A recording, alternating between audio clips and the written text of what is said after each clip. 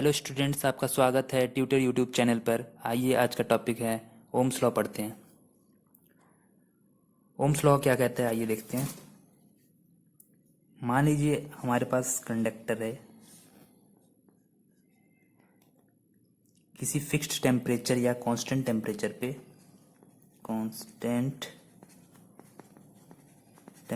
पे इसमें से जो करंट आई फ्लो करेगा वो डायरेक्टली प्रोपोर्शनल होगा पोटेंशियल डिफरेंस के। पोटेंशियल डिफरेंस किसका? इस कंडक्टर के एंड्स का। बस यही वो बोलता है ओम्स लॉ।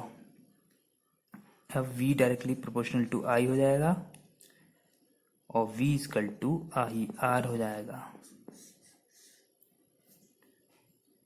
यहाँ पे R जो है ये हमारा कांस्टेंट है। R क्या है? कांस्टेंट, जिसको हम रेजिस्टेंस कहेंगे। क्या कहेंगे? रेजिस्टेंस। जो R की वैल्यू है वो डिपेंड करेगी इसके नेचर पे। कंडक्टर का नेचर कैसा है, लेंथ कैसा है, एरिया ऑफ क्रॉस सेक्शन कैसा है, टेम्परेचर क्या रखा गया है, इस पे। तो R हो जाएगा V बाई आई। V हमारा पोटेंशियल डिफरेंस है, I करंट है, R रेजिस्टेंस है जो कि कांस्टेंट है।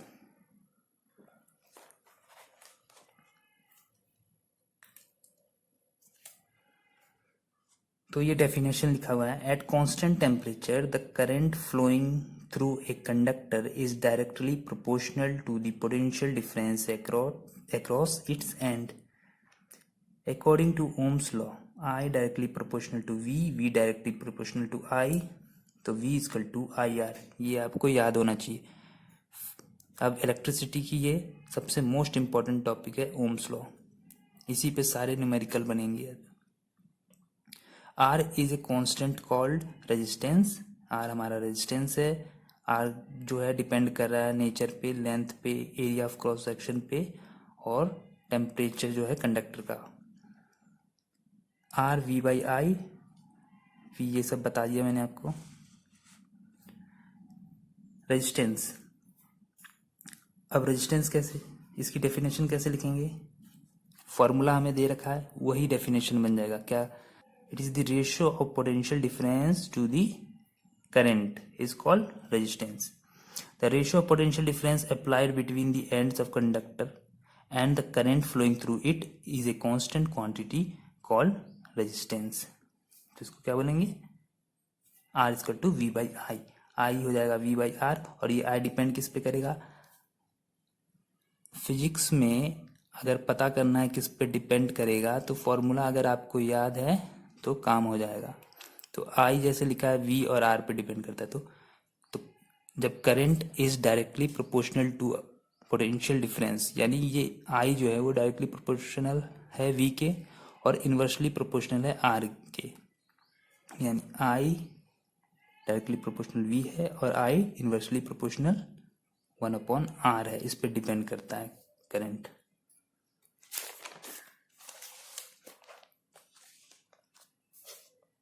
अब रेजिस्टेंस ऑफ कंडक्टर। अब कंडक्टर का रेजिस्टेंस क्या होता है?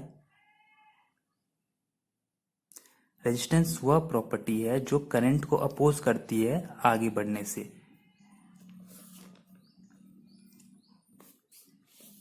The property of conductor due to which it opposes the flow of current through it is called resistance. R V by I हमने देख लिया। अब रेजिस्टेंस डिपेंड करता है लेंथ पे, थिकनेस पे, नेचर ऑफ मटेरियल पे, टेम्परेचर पे। तो लेंथ पे कैसे करेगा? जितना लंबा वायर होगा उसकी रेजिस्टेंस ज्यादा होगी, शॉर्ट वायर की रेजिस्टेंस कम होगी। A long wire has more resistance and A short wire has less resistance. A thick wire has less resistance. Thick wire की रेजिस्टेंस लेस रहेगी यानी कम रहेगी और थिन वायर की रेजिस्टेंस ज्यादा रहेगी। टेम्परेचर बढ़ाएंगे किसी कंडक्टर का या वायर का तो रेजिस्टेंस उसकी इंक्रीज होती है। तो rise in temperature of a wire increases its resistance. SI unit क्या है रेजिस्टेंस की? ओम। ओम ऐसे, सिंबल है इसका ओम, ऐसे दिखाएंगे, इसको ओमेगा बोलते हैं, ओमेगा। अब 1 ओम क्या कहता है? According to Ohm's law V by I is equal to R, यानी potential difference upon current is equal to resistance. हम V की जगह 1 वोल्ट पुट कर देंगे, I की जगह 1 एम्पियर, तो हमारा रेजिस्टेंस आ जाएगा 1 ओम। इसकी डेफिनेशन है 1 ohm is the resistance of a conductor such that when a potential difference of 1 volt is applied to its end, a current of 1 ampere flow through it. 1 ohm किसी conductor की वो resistance है जब potential difference 1 volt apply किया जाएगा conductor के across and के, और करंट फ्लो कराएंगे उसमें से 1 ampere. Graph between V and I, voltage और I के बीच में कैसा ग्राफ बनता है, ये इंपॉर्टेंट क्वेश्चन है। इस पे कैसे बनेगा ग्राफ, कैसे पूछेगा वो आगे बताता हूँ आपको, पहले ये देख लीजिए। पोटेंशियल डिफरेंस हम x एक्सिस पे रखेंगे, y एक्सिस पे करंट रखेंगे, तो ये I directly proportional to V है, तो V बढ़ेगा तो I भी बढ़ेगा। अगर वोल्टेज बढ़ाएंगे तो करंट भी बढ़ेगा, और V बाई आई हमारा कांस्टेंट रहेगा, इसलिए ये स्ट्रेट लाइन जाएगा, स्ट्रेट। आइए देखते हैं ग्राफ पे कैसा क्वेश्चन पूछा जाता है। 1 नंबर में पूछेगा ज़्यादा से ज़्यादा।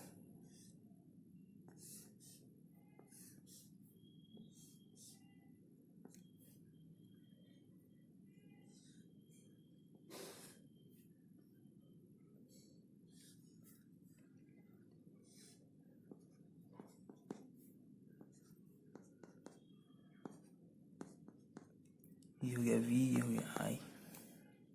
तो इसमें से पूछेगा कौन सा ओम्स लॉ को फॉलो कर रहा है।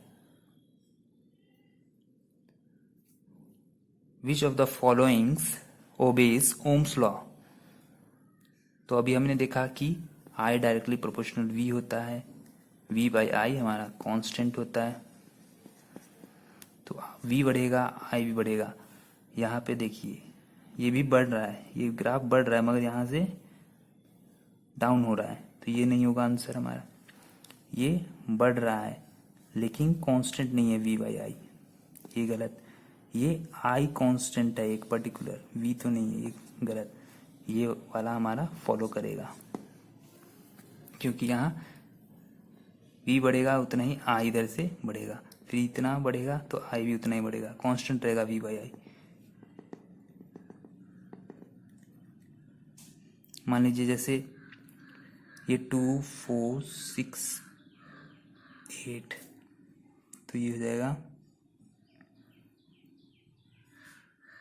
1, वी वाई कितना हो जाएगा 2/1, मतलब सब 2/1 रेशो होने चाहिए। तो ये हो जाएगा 2, ये हो जाएगा 3, ये हो जाएगा 4। देखिए वी बाई आई कॉन्स्टेंट आएगा। पहला वाला देखिए v कितना है 2, i कितना है यहाँ से 1, तो v बाई आई कितना आ रहा है 2। यहाँ से देखिए v कितना है 4, i कितना है यहाँ पे 2, तो 2। रेशियो देखिए 2:1, इसको काटेंगे तो 2:1 ही आएगा। यहाँ देखिए 6/3 कितना आएगा 2:1। इसको आगे देखिए 8/4 कितना आएगा 2:1, यानी ये हमारा ओम्स लॉ को फॉलो कर रहा है। चलिए क्वेश्चन देखते हैं ओम्स लॉ पे। Potential difference between 2 points of a wire carrying 2 ampere current is 1.1 volt. Calculate the resistance between these points.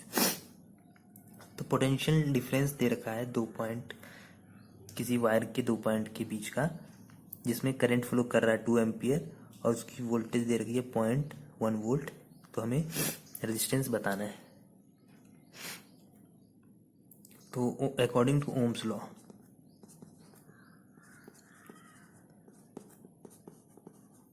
क्या कहता है Ohm's law?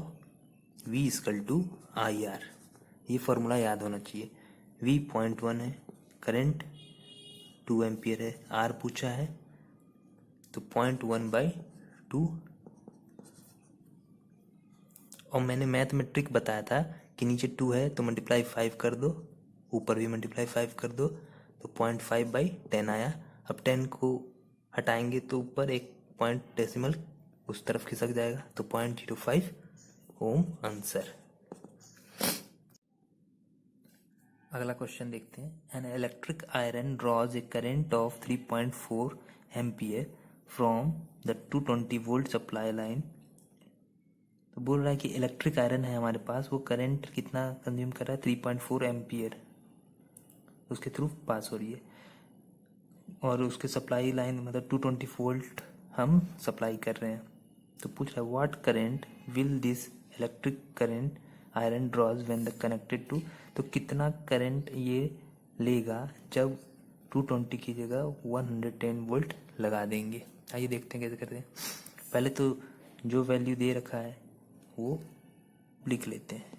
V 220 volt, I 3.4 ampere, तो हो गया V = IR, V 220 I 3.4 R पहले निकाल लेते हैं। रेजिस्टेंस हो जाएगा 220/3.4। इसको काटेंगे, कितने से कट जाएगा, 217 जा 2 1100 जा। 1 मिनट में काट के बताता हूँ आपको।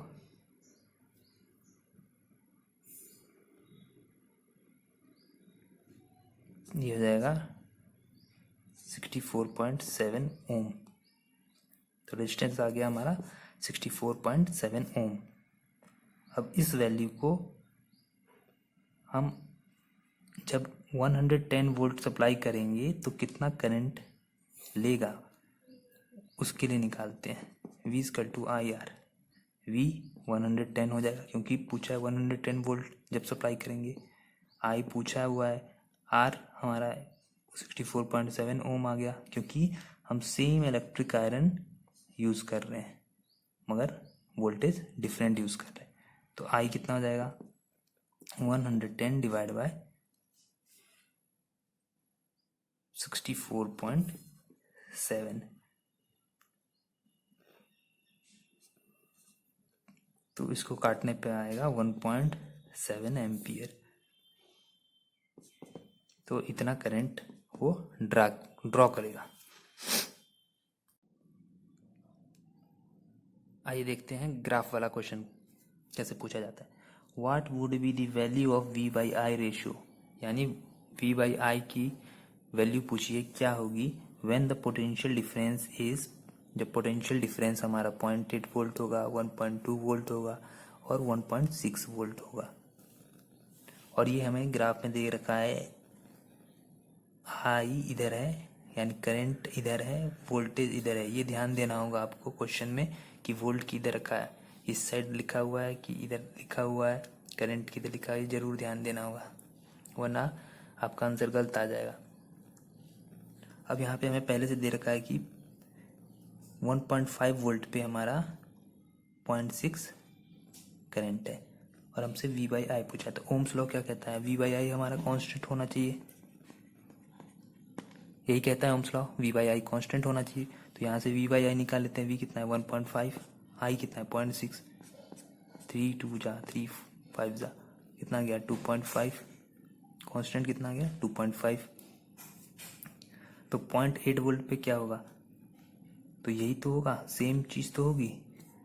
अगर 0.8 पे पूछ रहा है, 1.2 वोल्ट पे पूछ रहा है, 1.6 वोल्ट पे पूछ रहा है, तो V/I सेम ही आएगा क्योंकि ओम्स लॉ कहता है V/I हमारा कांस्टेंट आएगा यानी स्ट्रेट लाइन बनेगा। तो हमने पिछले वाले क्वेश्चन में देखा था 4 ग्राफ बना के, तो वही कॉन्सेप्ट यहाँ लग रहा है।